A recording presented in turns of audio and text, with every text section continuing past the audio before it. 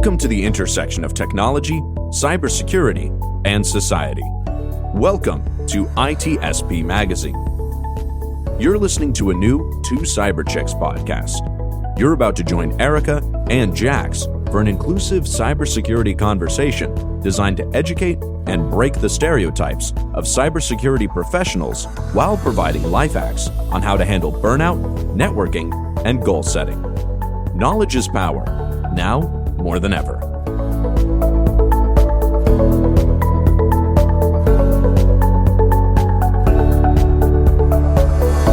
Delia, I am so pumped to have you here. I've been hyping you up to Jax for honestly a few months now. I was hoping to snag you for the podcast. I think you're such an inspiration to women in technology, obviously beyond that, but personally, I've loved your journey. And when our paths have crossed career-wise, it's just been clear that you're a rock star at what you do. You're formally educated in the technology space. You've done research work, volunteer work. You've held titles with some really extremely well-known organizations. Without spoiling too much, I'm just going to kick things off, hopefully, by you giving a background summary for our listeners today on your experience and how you've gotten to where you are today. Yeah, no, I'm super excited to be here. And, you know, the admiration goes both ways. So I'm very excited to get to catch up with you again. It's been way too long. So yeah, I'm really looking forward to this. So I guess to give a little bit of background about myself, I have kind of non-traditional background, if you will, which, you know, may be the story for many people, but I actually started my undergrad degree in music. My father's a musician. My mom's a businesswoman. I went the musician route and was studying at SUNY Purchase up in New York. So I got my bachelor's in music, and then I realized, well, this isn't really going to pay the bills, I guess, in the long term. So I should probably start looking into something else. And while I was in school, I ended up getting a part-time job at Apple. I was originally working there on the sales floor, but then I went the technician route because I've always been pretty analytical and process driven. So I ended up I was with Apple for about 6.5 years until I landed my internship with Citrix. And I was in an internship for about 9 months and then got converted to full-time as a cloud DevOps engineer, which is where you and I met. And then basically, I decided to go and finish my master's, but I did my master's in computer science and got that finally during the pandemic. And now I am over at Databricks. So I'm working as a senior technical program manager for security there. Wow, that's a diverse background. Talk about going from being a musician into cybersecurity, and now you're a senior technical program manager. So two-part question on that. What does a senior technical program manager do? And then out of that, what does your day-to-day look like? Yeah, so I guess more of like a technical program manager. If you think about like a project manager, you kind of have a start and an end date for something, and it's usually in a shorter amount of time. Program managers kind of take the project aspect and get expanded across multiple projects. And usually it's more of a kind of like an ongoing, strategical execution path. So rather than it being maybe like a couple of months, you might be running something that could take a year and a half, 2 years. So at Databricks, I'm doing kind of more still on the project management side for right now, because our team is pretty small. So at Citrix, we were a team of around 60 plus, TPMs. That's kind of what we call ourselves. And here I'm on a team of 1 of 3. And so there's a lot of work and not a whole lot of us. So we're kind of filling the gaps where there's more of an immediate need. So right now I'm working with 2 teams within the security organization at Databricks. One of them is the enterprise security team, and then the other team is the product security team. I've worked with the teams to help build their sprint planning and get them into a cadence of kind of grooming and doing some more of like your typical Scrum Master type role for now. And we've got some other, larger ongoing projects that we're working on that we're trying to expand across the entire enterprise. So typically on a normal day, what I'll do is we have our daily stand-ups. So we meet with the teams, kind of get a pulse on where things are. And then I'll do touch bases with our leadership team on anything that's outstanding, make sure that we have enough of that follow up and follow through happening so that we can keep our priorities on track. And then if there's anything major or any like timelines that we're looking at for anything that's very project specific, I'll set up maybe even like separate stand-ups just so that we have dedicated focus on those particular items to make sure that, we have an owner, we have an ETA, and that we're getting things done and we're tracking towards our goal. Yeah, it sounds like within this space, you've got to be definitely organized, attention to detail, have a strategy and a plan of where you're at and where you're wanting to go, and be able to move a lot of different pieces with a small group of people. You're saying you have a small team, so it's a lot to handle. And you also have like a technical side. So you've got this project management side and also a technical background, which in some ways can make you a unicorn because you don't always see that.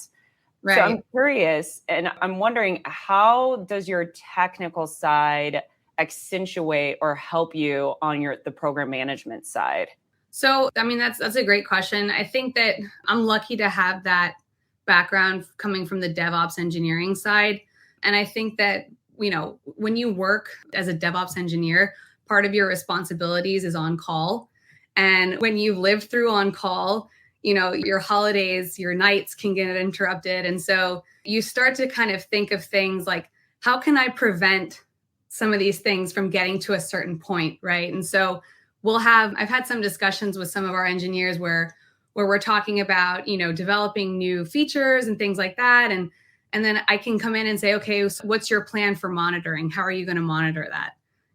How are you going to know when something starts to kind of go off track, right? And they say, oh, that's a good point. I forgot we have to make sure that we have monitoring and alerting in place. Because sometimes what happens is when you have someone that's working as like a software developer, they kind of just want to create the features, get it pushed out, and then, then it gets handed off to somebody else to maintain, right? But I've been on the more painful side of that where, something's gone off or it's been, extra noisy and it's, they're either like false positives. And now I'm looking at this at 3 a.m. and I have to wake up and get people on the call only to find out that, this is a false positive and everything is okay. So I think having that experience also gives me a different level of empathy to try to prevent that from happening to other teammates. Oh man, yeah, you've had such vast experiences from like the DevOps engineering side of the house, like cloud ops, and like the program management umbrella. I mean, you've really gotten these cool kind of like takeaways from each role that you've had throughout your career so far. And I'm sure like altogether they've shaped like who Delia is today. With all of the vast experiences that you've had, have there been any like experiences that you think of in the top of your head that you're like, wow, this was a key moment that helped shape who I am today as a professional? So like teams that you've worked on, projects that you've worked on, a specific role that like you wouldn't be here in the role that you're in today if you hadn't had that experience. Yeah, I think, when I was doing a lot of the work with our SOC 2 and our FedRAMP, kind of working with teams, it gave me a lot of opportunity to work with different groups and figure out how to coordinate and how to communicate effectively and how to plan ahead. And so I think that, for me, being able to get involved with some of the GRC stuff, which is where Erika and I that's where we formed our relationship, it helped me learn how to prepare well in advance, right? So for audits, for evidence and things like that, to give you an example, anything that we would need to show as evidence, I would end up kind of doing my homework way before our audits, putting together all of the links in a folder so that, I wanted to be respectful of, everyone's time that was in the room, and I wanted to come prepared. And by doing that, I said, okay, well, here's this control. So let me go and show you the evidence that we have for this control. And I had all my links ready to go. And in a way, I think that experience kind of organically prepared me to be a TPM because it helped me really kind of organize myself and help organize others around me. And, it was also, the thing is when you're a TPM, you don't really have a team. So the expectation is that you have to be able to influence others without being their manager per se. And so I ended up bringing this practice back to our GRC team at Citrix, and they worked with other teams to create a similar format because it just made everyone's life a little bit easier and it made the audits go a little bit more smoothly. And yeah. I love that. You have like a very diverse background in this space and what you've done. And I really like that. And then on top of your hands-on experience that you also have certifications. You have numerous certifications. And if that wasn't enough, you also have a master's of science in computer science. What was your motivation in getting a master's when you have this experience, you have these certifications? Was this something that you had always wanted to do to pursue and achieve your master's? Yeah, I think, being in the industry and being at Citrix in particular, like you're just surrounded by so many incredibly intelligent people, and so many of them have degrees, whether it's a bachelor's in computer science, a master's in computer science. My mentors that were there, they had their masters and I had a bachelor's in music. And I'm like, okay, I kind of feel like the outsider, like I definitely am the one, like, which one of these don't belong? Like, okay, the Bachelor of Music kind of sticks out. And so for me, the motivation was really more of a personal motivation. I wanted to prove to myself that I could play at the same level as my colleagues. And, I was fortunate enough to find a professional master's program, which allowed me to continue working full time and doing on call. And I would go to school on Saturdays from 8 to 5. And it was twice a month, and it was an accelerated program. So it was one full course per month for 10 months. And it was I actually had started in 2019 with the professional program because I had enough real world experience to be able to get into this program. And then halfway through, the pandemic hit. And if trying to go through an accelerated master's program wasn't hard enough as it is, throw a pandemic on top of it and having to switch from, being inside the classroom and having that dedicated, focused learning environment to now being in this exact same room that I'm in right now, from 9 a.m. to 6, and then from 7 to 10 working on my master's. So, one of the things that came out of that is I felt so much more resilient as a person after going through that master's. Like I probably learned more about how to stay composed and how to get through a really difficult situation in that 1 year alone. So I didn't go into my master's thinking that I would come out with that, but I guess it's an added bonus. Oh my God, that is such a great story of resilience and agility right there. I love that. Thank you for sharing that. So you accomplished, and I'm also getting my master's right now, and I'm on summer break, and I'm going full time, and it's exhausting. Erika knows, I'm taking full advantage of summer break right now because it's just when September hits, I have no life. But I'm almost done. So you're getting your master's and you have certificates. And we like to ask this. I love posing this question to individuals because there's always the great debate among certificates versus academia. What are your thoughts on having certifications in this space versus getting a degree, even a bachelor's degree? Yeah, so I think that there are definitely ways to have a career without needing to have the degree. Like I said, for me, it was really more of a personal motivation. I just wanted this because I felt like I needed to earn my own respect and kind of my own street cred, if you will, among my colleagues. And I wanted that master's for myself. Did I really need it? No, because I had 5 years experience now in the field, and I'm certainly not going back to a retail store after working in the industry for this long now.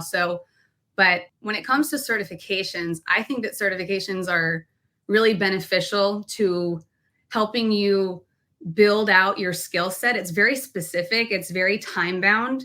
Whereas when you're pursuing a degree, you're covering a vast amount of categories, different topics and all these things. But with the actual certifications, those can typically help you get to the next level in your career. Let's say that you need a CISSP in order to go to the next, leadership level, within your own security org, right? So you don't necessarily need a master's in computer science to be able to do that. But if you have some of these, these certifications, they're just more tailor-made to helping you strengthen a very specific skill set. I think that's a great answer. I think, and I'm going to just show that I'm an auditor because it depends, right? That's the golden answer. It always just depends on what you're looking for, the organization that you're at, and what your immediate desire is. Do you need to learn a skill set? Do you need a piece of paper? Do you need to show quick competence on something? Like, right, what's Exactly. the end goal? So it's cool to have both. So congrats again on the master's. I think that's such a huge accomplishment. And Jax will be joining you soon. I know she's counting down the days. It's so hard to juggle both a full-time job and school, which is another full-time job. So hats off. Hats off to you two ladies. Yeah. And I think too, that like the thing about, pursuing a degree, it shows that you have stamina and that you can stay with something, right? And that you're able to learn and you can get through these roadblocks and challenges that get thrown at you. I know two really incredible female colleagues of mine from Citrix. They're both directors and they're both pursuing their master's in cybersecurity. Do they need to? No. Do I have so much respect for them because they're doing this even on top of being a director? Absolutely. And I think that especially for women in this field, kind of going back to that, there really aren't a lot of us that get to that level. When I was doing my master's, I was one of two women in a class of 19 to 21 students. In my CISSP training course that I just completed, I was the only female in a class of 15. And so I think that it like for other young women coming into this field, to see that, I feel like also kind of can lead to be some inspiration for them as well to continue learning and pursuing, and building their own, toolkit. Preach, preach, preach. So, I mean, this is a great segue. You're known in the industry as being just an active advocate for women in STEM and women in general, period. I mean, you're a speaker, you've done the mentorship thing, you've been nominated for several awards. And specifically, it's all about the impact that you've had. So when people approach you about like this experience, are there any highlights that you share in terms of how giving back to the community, how your involvement has really helped to shape who you are today? Yeah, I think, one of the things that I wasn't really like expecting to come out of this. So when I was at Citrix, I would be invited every summer to go and talk to our summer interns. And that was probably one of my favorite things to do because I had been in their seat and I kind of know the struggle of you come in and you think that you should know all these things, but that's not really reality. Like you don't know the tools that you have to use. You probably never used Jira. They don't teach you that in your bachelor's courses, that's for sure. And so, one of the things that I would share with them that ended up kind of resonating more than I thought it would was my own journey when I was an intern. I don't know if you know that story, Erika. Oh my gosh, no, I don't know your intern story. So this is kind of cool. So I was the first intern it was the first cloud DevOps intern. And, I had started doing a lot of tickets, trying to copy the guys on my team. I was the only female on my team at the time and the first, female cloud DevOps engineer at Citrix. So I was kind of following suit and trying to do what the guys are doing. And as I started kind of building my intern resume and I was able to go to my director and say, okay, here's what I did this week. Every single week I would set up an appointment and say, okay, here's what I completed. Here's what I did. Once my internship ended, my 3-month internship ended, I kind of just asked, I was like, can I continue my internship? Like, can I keep working here? And they would say yes. So I got an extension. And then after my second extension, I was like, okay, now it's time to get into full-time employee mode, right?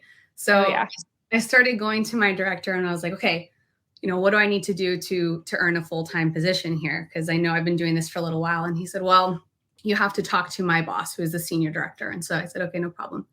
So then I went and I spoke to the senior director and he said, well, you have to talk to our VP. And I went to the VP and he said, well, we just got a new senior VP. So you need to talk to him. And it was actually during International Women's Day. So it was March 8th of 2017, March 8th, 2017. And our senior VP happened to be in the crowd that day. And so after the whole presentation ended, I sought him out in the crowd and I just said, hi, my name is Delia. I've been working here for 9 months as an intern. Here's all of the things that I've accomplished. And I wanted to know, what do I need to do to earn a full-time position here? And so he told me that he would take a look at the budget and he would talk to my team and see what he could do. That night he went on my LinkedIn and 2 weeks later I had an email from him directly asking if I had heard anything about my full-time offer. And I was given a role the next month. So I share that story with the interns because it's really important that you take charge of your own journey.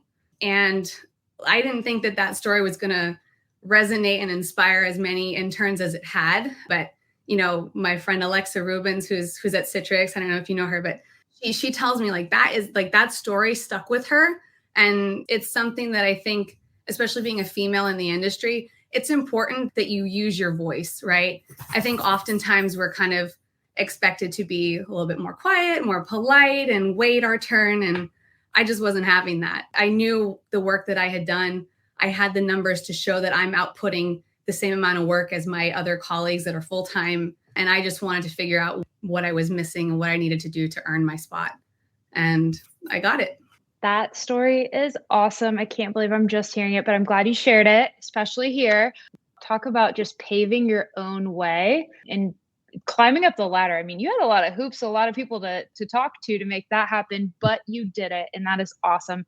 So just a quick ask for tips. So for anyone that's like wanting to get involved in internship, kind of like support, mentorship opportunities, like within your organization, do you have any tips for getting started and getting involved and kind of giving back?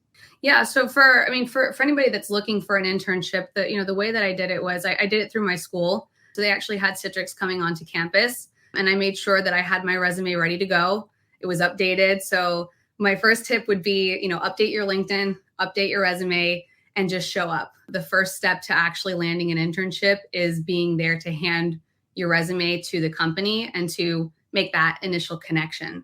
And then I think once you get into a company, it's important to seek out a mentor because, again, you have to be the person that's driving your own journey. So if you want to continue to develop and grow, don't wait for somebody to come out and to seek you out. And you have to put in that initial effort to go and try to find somebody and then schedule recurring time with them, right? Whether it's weekly, bi-weekly, monthly, whatever it is that they can give you, but get something on their calendar and make it consistent. I love that. That is a great note to end on because I love mentoring, and Erika knows that. And I think it's critical in this space. And I read a book one time, and it was written by a male. And he said that you shouldn't ask people to be your mentors. You need to go about it in different ways. But I don't agree with that. I think that if you want something, you go after just like you did, which I love. So this is a great story to show you went after it. You said and you asked for what you wanted and you received it. And you're a great mentor in the space. And I love what you're doing. How can other women, other people trying to break into this industry, how can they contact you to either pick your brain or have you as a mentor? Yeah, absolutely. I mean, I think I would love for people to reach out as well. I'm more than happy to share my knowledge and just my experience as well. And I know that I'm going to also take away something from that person as well, right? I feel like, mentorship is always a two-way street because you don't know everything that other person knows. So you can definitely reach out to me on LinkedIn. So it's linkedin.com/in/Delia Drumm. That's probably the best place to get me because I check that more than anything else aside from my work email. But I mean, again, I've also been really fortunate to have someone in my life that has been a mentor since I was very little, which is my mother. She was a COO. So she was definitely the boss woman. She's still the boss woman. And I grew up in a household where my mom was the one that kind of ran the house. My dad stayed home. And so I grew up thinking, so women, just women are in charge. I get it. Okay. So I didn't really kind of have the more traditional, the quote unquote traditional growing up, if you will. And so she's my mentor to this day. If I have questions about, how do I reply to this or how do I handle the situation? She's been there, done that. And so she kind of guides me, and I really wouldn't be where I am if it wasn't for her. And so just having very strong women in our lives is really important. And so I hope to be that for somebody. And if I have a daughter someday, I hope to be that for her too. I love that, Delia. Thank you so much. This has been amazing. Thank you for being a guest on our show. Thank you so much for having me. This has been so great. Hey, everybody. And just a friendly reminder, if you have any guests that you think would be great for the show or any topics that you think would be great, please send them to Erika and I at 2cyberchicks. That's number 2, cyberchicks@gmail.com. See you all in 2 weeks.